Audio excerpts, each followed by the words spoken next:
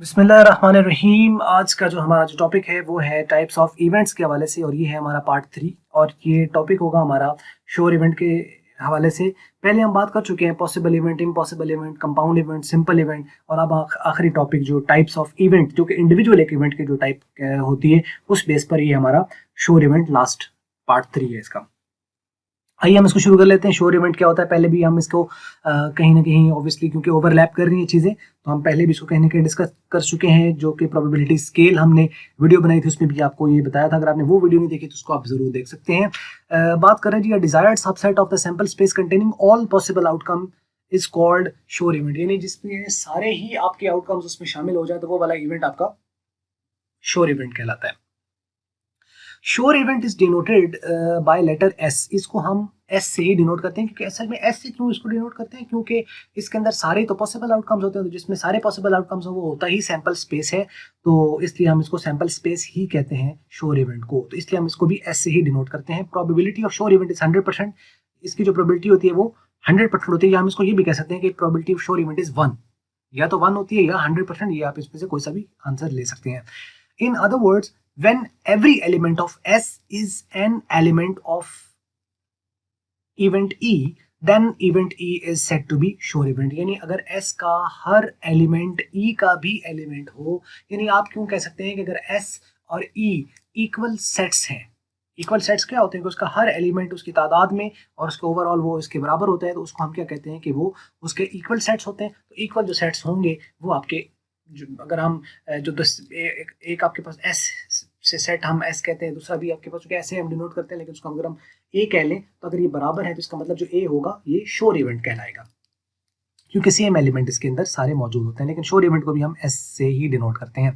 कहता है sure event is also called certain event. इसको सर्टेन इवेंट भी कहा जाता है। And sure event is opposite of impossible event. ये इम्पॉसिबल के ऑपोजिट होता है।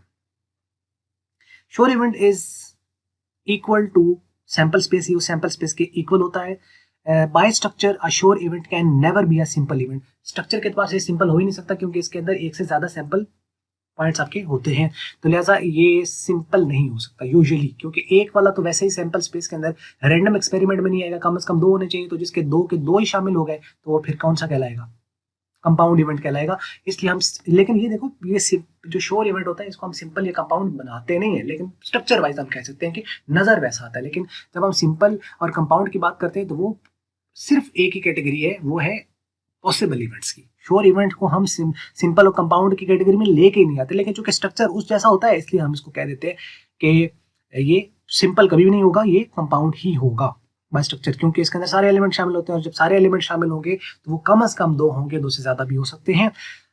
कम से कम से मुराद है कि सैंपल पॉइंट में ही कम से कम 2 है। जैसे कि सिक्का फेंका जाए तो उसके अंदर हेड या टेल होता है, और दूसरे में भी हेड टेल आ गए तो वो उसका श्योर इवेंट हो गया। अगर आपके पास एक से ज्यादा है, जैसे कि लूडो का दाना है, तो उसके अंदर 1 2 3 4 5 6 हैं, तो 6 के 6 उसमें शामिल होगा तो वो भी श्योर इवेंट हो जाएगा। For example, when a fair coin is tossed either head और tail will turn up, sure event हो गया। ज्यादा बताए इनमें से कोई एक ना एक तो आना है। When an unbiased coin cubical dice is rolled then any number from 1 to 6 would appear, तो ये भी श्योर इवेंट हो गया कि कोई सा भी नंबर उसके अंदर अपीयर हो सकता है।